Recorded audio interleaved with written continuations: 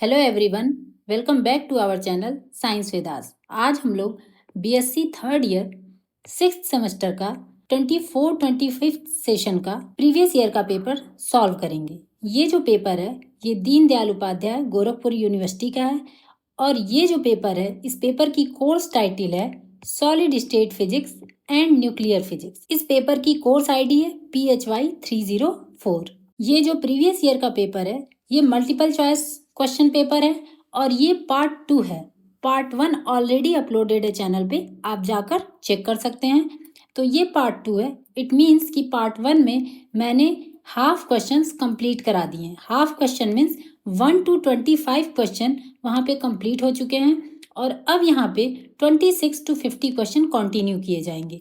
वैसे इस पेपर में टोटल कितने क्वेश्चन आए थे? वो थे 50।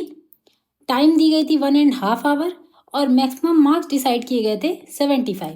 ये पार्ट 2 है, इसलिए इसमें केवल 26 से 50 क्वेश्चंस को सॉल्व किया गया है। फर्स्ट पार्ट में मैं ऑलरेडी कह चुकी हूँ कि फर्स्ट पार्ट में 1 से 25 क्वेश्चन सॉल्व करा दिए गए हैं और वो चैनल पे ऑलरेडी अपलोडेड है, आप एक बार विजिट करके चेक कर सकते हैं। सोल्यूशन स्टार्ट करने से पहले एक रिक्वेस्ट है आपसे कि अगर आप हमारे चैनल पे नए हैं और अगर हमारे कंटेंट आपको पसंद आते हैं, आपको लगता है कि आपके बीएससी में ये कंटेंट आपको हेल्पफुल होते हैं, तो प्लीज़ हमारे चैनल को सब्सक्राइब कीजिएगा और अपने कलीग में हमारे चैनल को ज़रूर शेयर कीजिएगा ताकि हमें भी मोटिवेशन मिले और भी वीडियो बनाने के।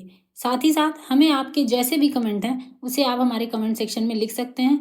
अगर आपको कोई चीज़ लगती है कि नहीं ये बेस्ट नहीं है तो प्लीज़ हमें उसके लिए करेक्शन भी बताइएगा और अगर आपको लगती है कि नहीं ये चीज़ सबसे बेस्ट थी तो प्लीज़ उसके लिए भी हमें कमेंट सेक्शन में ज़रूर मोटिवेट कीजिएगा। चलिए आगे चलते हैं, क्वेश्चंस को सॉल्व करते हैं। तो पार्ट 2 का हमारा जो 26th क्वेश्चन है वो है hall effect is true for. पूछा है कि हॉल इफेक्ट किसके लिए ट्रू है? तो metal only, semiconductor only, both metal and semiconductor only, none of these. ये क्वेश्चन थ्योरेटिकल हैं और आगे भी मैक्सिमम क्वेश्चन इसमें थ्योरेटिकल हैं। न्यूमेरिकल पोर्शन वाले क्वेश्चन इसमें कम आए हुए हैं। ठीक, तो जाहिर सी बात है थ्योरेटिकल में थोड़ा बहुत थ्योरी हम आपको समझाते चलेंगे लेकिन कंप्लीट थ्योरी यहाँ पे आपको नहीं बताई जा सकती क्योंकि ये MCQ है। ओके, तो अगर आपको कंप्लीट थ्योरी दिखनी है तो वो आपको चैनल पे जाएंगे, आप जिस भी सब्जेक्ट की फुल लेक्चर दिखेंगे उन्हीं सब की कंप्लीट थ्योरी वहाँ पे आपको मिली है। जो नहीं अपलोडेड है इन फ्यूचर वो अपलोड कर दिए जाएंगे। ओके, तो क्वेश्चन पे चलते हैं। Hall effect is true for, पूछा है हॉल इफेक्ट किसके लिए ट्रू होता है? तो आपको बता दें ये बोथ मेटल एंड सेमीकंडक्टर दोनों के लिए ट्रू होता है। अच्छा, हॉल इफेक्ट में होता क्या है अगर हम आपको बता दें तो इसकी एक डिफिनीशन क्या, एक सिंपल स्टेटमेंट आपको दे दें तो Hall effect is observed in both metal and semiconductor. क्यों? Because both have charge carrier. Metal में भी चार्ज कैरियर होते हैं, सेमीकंडक्टर में भी चार्ज कैरियर होते हैं। कौन कौन से चार्ज कैरियर होते हैं? Electron and holes that can be influenced by magnetic field. और हॉल इफेक्ट में मैग्नेटिक फील्ड का बहुत ही बड़ा रोल होता है। ओके, तो मेटल एंड सेमीकंडक्टर इसलिए ये हॉल इफेक्ट के लिए ट्रू हैं क्योंकि इसमें क्या होते हैं, मेटल और सेमीकंडक्टर में चार्ज कैरियर होते हैं और ये चार्ज कैरियर जो होते हैं वो मैग्नेटिक फील्ड के द्वारा इन्फ्लुएंस्ड होते हैं। ओके, तो 26 का ऑप्शन नंबर सी आपका करेक्ट आंसर है। नेक्स्ट क्वेश्चन पे चलते हैं। Question number 27, the energy gap in insulator is the order of. पूछा है कि इंसुलेटर में एनर्जी गैप कितना होता है? तो आपको बता दें कि इंसुलेटर में एनर्जी गैप सबसे मैक्सिमम माना जाता है, तभी तो वहाँ पे कंडक्शन नहीं हो सकता, कंडक्टिविटी नहीं हो सकती। तो इसमें से सबसे हाई वैल्यू कौन सी है? 6 इलेक्ट्रॉन वोल्ट। तो 3 इलेक्ट्रॉन वोल्ट से 6 इलेक्ट्रॉन वोल्ट तक मानी जाती है। यहाँ ऑप्शन में 6 इलेक्ट्रॉन वोल्ट अगर दिया है तो वही मेरा आंसर हो जाएगा। तो 27 का ए ऑप्शन आपका करेक्ट आंसर है। नेक्स्ट क्वेश्चन पे चलते हैं। Question number 28, an electron in a solid moves in a region of. पूछा है कि जो सॉलिड होते हैं उसमें जो इलेक्ट्रॉन होते हैं वो किस रीजन में मूव करते हैं? तो जाहिर सी बात है कि वो कांस्टेंट पोटेंशियल में नहीं, पीरियोडिकली वेरिंग पोटेंशियल, यस। हम लोग पढ़ते हैं NQ, यानी N क्या होता है? 1 2 3 पीरियोडिकली चलता है। तो पीरियोडिकली वेरिंग पोटेंशियल में ही हम क्या होते हैं, इलेक्ट्रॉन जो होते हैं सॉलिड के मूव करते हैं। सी ऑप्शन क्या है? निगेटिव, ये भी नहीं होगा। डी दिया है नन ऑफ दीज। और ये किस बेसिस पे हम बता रहे हैं, आपने एक थ्योरम पढ़ा होगा ब्लॉस थ्योरम, आपको यहाँ लिख दें हम ब्लॉस थ्योरम। ये जो कॉन्सेप्ट बताया जा रहा है ये ब्लॉस थ्योरम के हिसाब से बताया जा रहा है, ठीक है, जहां पे डिस्क्राइब किया जाता है कि how electron behave in a periodic potential. और ये ब्लॉस थ्योरम के ही बेसिस पे बताया गया कि पीरियोडिकली वेरिंग पोटेंशियल होते हैं, जो सॉलिड में जो इलेक्ट्रॉन मूव करते हैं जिस रीजन में, वो पीरियोडिकली वेरिंग पोटेंशियल होते हैं according to Bloch's theorem. Okay, next question पे चलते हैं। Question number 29, elastic waves in crystal are made up of. पूछा है जो इलास्टिक वेव होते हैं क्रिस्टल में वो किसके बने होते हैं, फोटॉन्स के? नहीं। Nano particle? नहीं। एटम्स? बिल्कुल नहीं। फोनॉन्स? ऑप्शन डी आपका करेक्ट आंसर है, फोनॉन्स के बने होते हैं। ध्यान दीजिएगा, बहुत बच्चे कंफ्यूज होते हैं फोटॉन और फोनॉन्स में, दिमाग में उनके चलता है फोनॉन्स, लेकिन ऑप्शन में अगर थोड़ा भी इधर उधर हुए तो वो गलती से फोटॉन लगा के चले आते हैं। तो ध्यान से ऑप्शन टिक लगाइएगा, ये क्वेश्चन बहुत जगह आता है। ओके, तो 29 का डी ऑप्शन आपका सही ऑप्शन है। ओके, नेक्स्ट क्वेश्चन पे चलते हैं।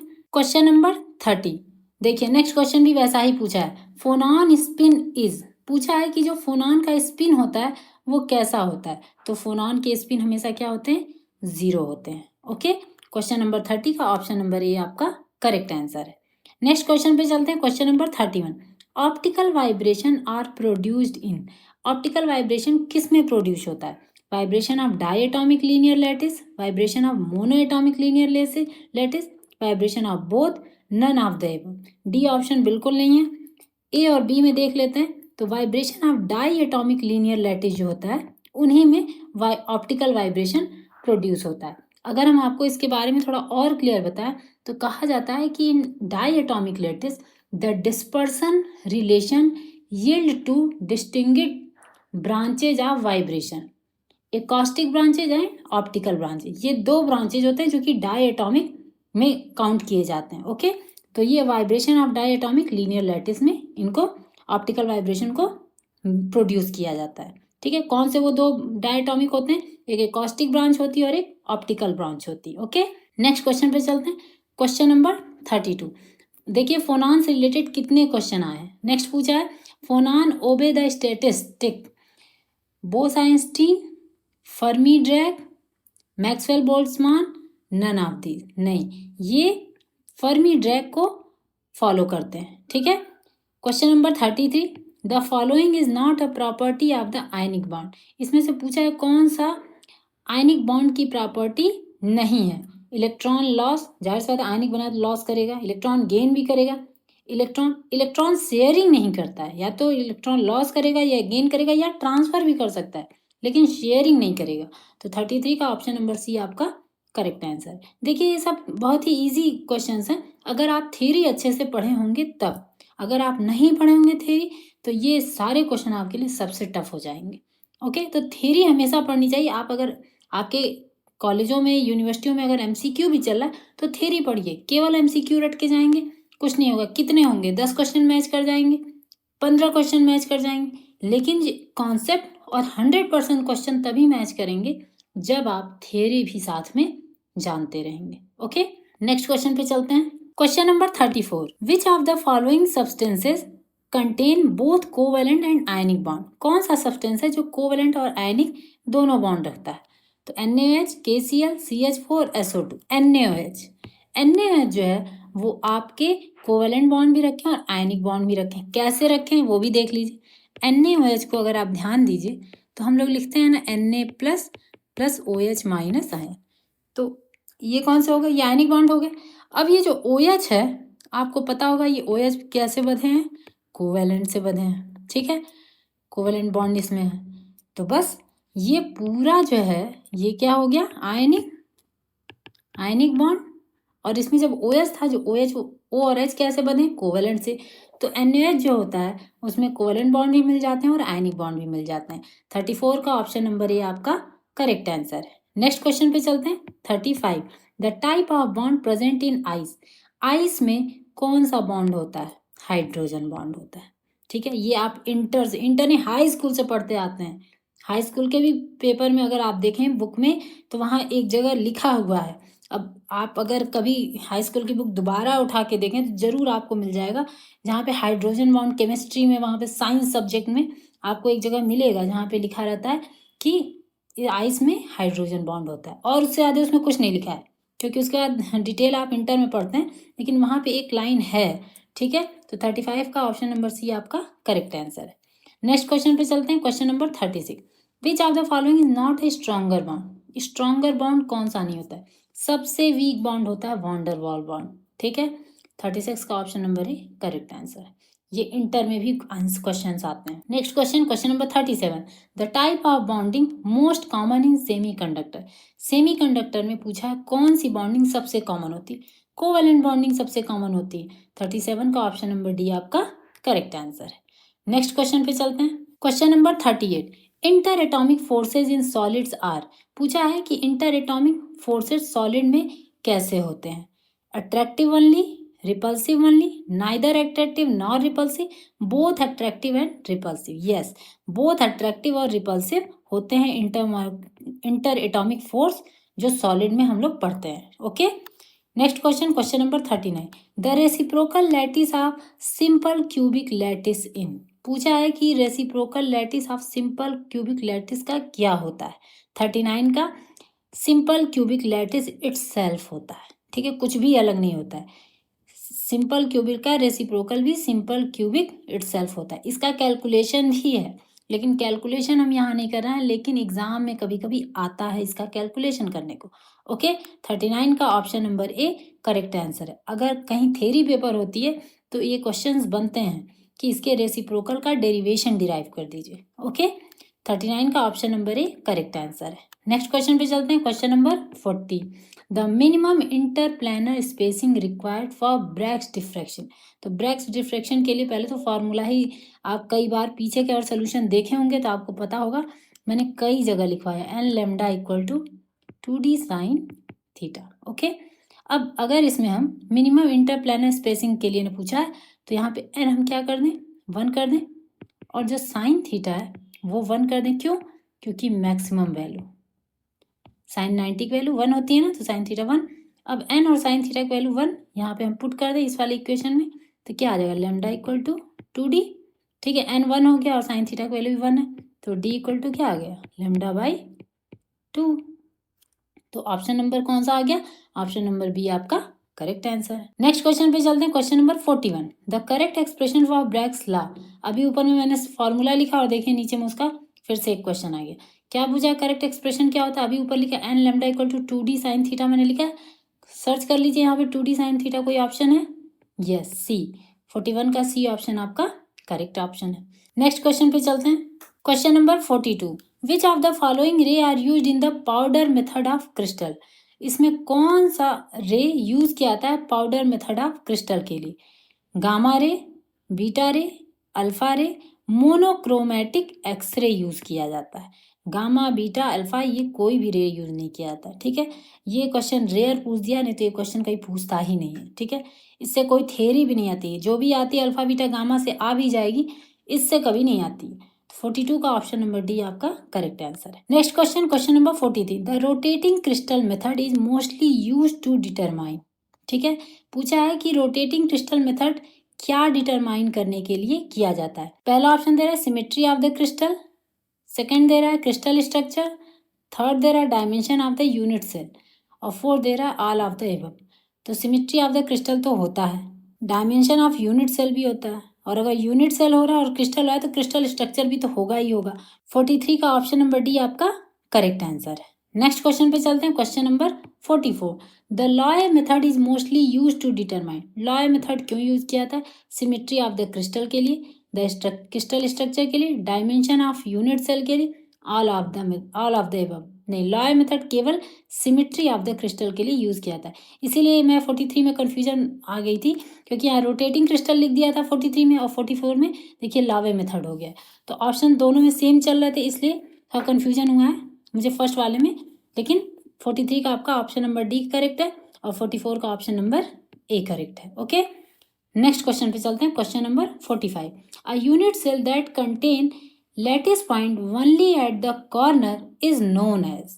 क्या कहते हैं उसको जो केवल कॉर्नर पे होते हैं? प्रिमिटिव यूनिट सेल कहते हैं। ओके, 45 का ऑप्शन नंबर ए आपका करेक्ट आंसर है। नेक्स्ट क्वेश्चन पे चलते हैं। Question number 46, the packing fraction of FCC structure is equal to, ये तो याद ही रहता है सबको, 74%। और एफसीसी, बीसीसी और सिंपल क्यूबी, इन सब के लिए डेरिवेशन भी आता है अगर आपकी थ्योरी पेपर हो रही है। एमसीक्यू हो रहा है तो ये नॉर्मली बच्चों को याद हो जाते हैं, डेरिवेशन इतनी बार करके जाते हैं कि उन्हें याद रहता है कि इसमें कितना परसेंट आएगा। तो 46 का ए ऑप्शन आपका करेक्ट आंसर है। नेक्स्ट क्वेश्चन पे चलते हैं। Question number 47, the Miller indices of the diagonal plane of cube is, Miller indices diagonal plane का कैसा होता है? तो इसका ऑप्शन होता है 110। 47 का option number A correct answer. Next question पे चलते हैं। Question number 48, the axial relationship of monoclinic crystal structure is given as, axial relationship monoclinic crystal structure के लिए क्या होता है? उसमें जो एक्सिस होती है एबीसी वो कैसी होती है? तो वो एक दूसरे के इक्वल नहीं होती है, लेकिन एंगल उसमें 90 डिग्री होता है। ओके, तो 48 का ऑप्शन नंबर डी आपका करेक्ट आंसर है। नेक्स्ट क्वेश्चन पे चलते हैं। Question number 49, in a cubic crystal structure the value of angle alpha equal to beta equal to gamma is, अगर ये तीनों आपस में इक्वल हैं तो कौन सी एंगल बनेगी? 90 डिग्री। तो 49 का ऑप्शन नंबर सी आपका करेक्ट आंसर है। नेक्स्ट क्वेश्चन पे चलते हैं। Question number 50, the coordination number for a simple cubic is, पूछा है कोऑर्डिनेशन नंबर कितना होता है सिंपल क्यूबिक का? तो 6 होता है। सिंपल क्यूबिक का स्ट्रक्चर तो उसमें कोऑर्डिनेशन कितने आते हैं? 6 आते हैं। ये क्वेश्चन ऑलरेडी एक बार प्रीवियस पेपर में किसी में और में भी मैंने सॉल्व कराया है। ओके, तो क्वेश्चन नंबर 50 का ऑप्शन नंबर बी आपका करेक्ट आंसर है। ये आपका 50 नंबर का क्वेश्चन था और ये इस पार्ट 2 का जो मैं सोल्यूशन करा रही थी उसका ये लास्ट क्वेश्चन था। इसके बाद आपका 2025-24 सेशन का 1 से 50 तक के क्वेश्चन कंप्लीट 2 पार्ट्स में सॉल्व हो गए हैं और आपको चैनल पे मिल जाएंगे। ठीक, तो आज के लिए बस इतना ही। अगर आप हमारे चैनल पे नए हैं, फर्स्ट टाइम विजिट कर रहे हैं हमारे चैनल को, हमारे चैनल के कोर्सेज को देख रहे हैं कि इसमें क्या क्या हमने पढ़ाया है, तो मैं आपको बता दूं कि हमारा चैनल स्पेशली डेडिकेटेड है फिजिक्स से रिलेटेड, इलेक्ट्रॉनिक्स से रिलेटेड। ओके, और इसके अलावा जो और भी सब्जेक्ट होते हैं उनके लिए हमारे अदर चैनल है। ओके, तो ये स्पेशली फिजिक्स के लिए चैनल हम लोगों ने बनाया है। तो अगर आप हमारे चैनल पे नए हैं और वो भी स्पेशली ग्रेजुएशन में लेवल बीएससी के बच्चों के लिए, तो हमारे चैनल पे अगर आप नए हैं तो हमारे चैनल को सब्सक्राइब कीजिए। हमारे चैनल को आप ज्वाइन कर सकते हैं टेलीग्राम पे, फॉलो कर सकते हैं इंस्टा पे, और फेसबुक पे भी हमें ज्वाइन कर सकते हैं आप। ठीक, हमारे चैनल पे अगर आपको कोई भी चीज़ पसंद आती है, आपको लगता है कि ये टॉपिक आपके लिए यूटिलाइज था, आपने उसको यूज़ किया, आपने उससे अपने ग्रेजुएशन में अच्छे मार्क्स अटेम्प्ट कर सकते हैं, तो अगर आपको हमारे इस चैनल से कुछ भी चीज़ें पॉजिटिव वे में प्रोवाइड हो रही हैं, मिल रही हैं, तो हमारे चैनल को ज़रूर सब्सक्राइब कीजिएगा और अपने कलीग, अपने जूनियर, अपने सीनियर के बीच में हमारे चैनल को ज़रूर शेयर कीजिएगा। ओके, इससे हमें भी मोटिवेशन मिलेगा। हमारे चैनल को लाइक कीजिएगा, हमारे चैनल पे कमेंट कीजिएगा। आपका जैसा भी फीडबैक होगा हमें एक्सेप्टेड है, हम उस पर काम करेंगे। अच्छा फीडबैक होगा तो थैंक यू, और अगर कुछ बुरा फीडबैक होगा या कुछ कमी होगी तो हम उसको इम्प्रूव करने की पूरी कोशिश करेंगे। थैंक यू, आज के लिए बस इतना ही। बाय।